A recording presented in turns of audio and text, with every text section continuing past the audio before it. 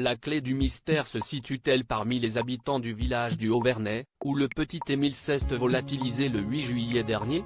En tout cas, la tension a été palpable dans le petit hameau, suite à sa disparition, et nombreux sont les habitants qui ont tout fait pour prouver qu'ils n'ont rien à voir dans cette histoire. Mais où est donc passé Émile? 6 semaines après la disparition mystérieuse du petit garçon de 2 ans et demi qui jouait dans le jardin de ses grands-parents et aurait échappé quelques minutes à la surveillance d'adultes, les possibilités sont encore nombreuses et les policiers n'arrivent pas vraiment à écarter la moindre piste. Si celle d'une fugue avait d'abord été évoquée, les fouilles infructueuses sur plus de 90 hectares autour du village avaient plutôt douché les espoirs des policiers qui ont également exploré toutes les maisons et tous les véhicules des habitants. Et d'ailleurs, chez tous ceux qui vivent dans le petit hameau du Haut-Vernay, l'angoisse d'être suspecté s'est rapidement fait sentir.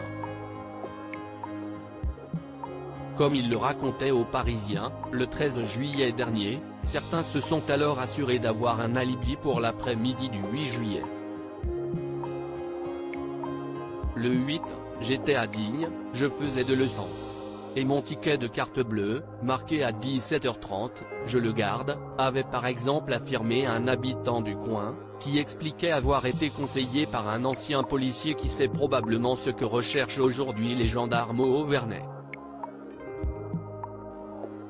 D'ailleurs, celui-ci avait lui-même trouvé ses repères, le jour de la disparition, il était parti pêcher. La famille toujours en pleine angoisse, une crainte également tirée de la peur que quelqu'un se pose trop de questions, imagine s'il y en a un qui dit, lui, il n'arrête pas de traîner là, ça peut aller vite. On ne sait pas, mais même ton copain peut te balancer, expliquaient les deux amis.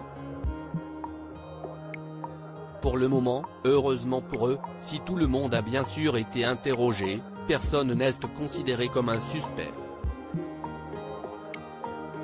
Même si certains habitants et leurs proches ont été entendus à plusieurs reprises.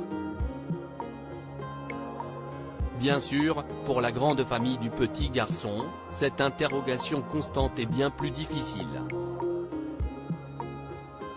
Toujours réunis dans leur maison du Haut-Vernay, de laquelle ils sortent très peu, les grands-parents d'Émile, ses parents, Colomban et Marie, et les 9 frères et sœurs de cette dernière, dont certains sont encore très jeunes, passent sans aucun doute le pire été de leur vie.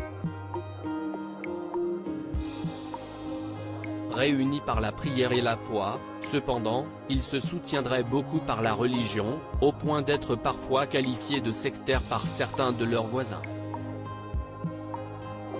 En attendant qu'enfin, les gendarmes trouvent la clé du mystère.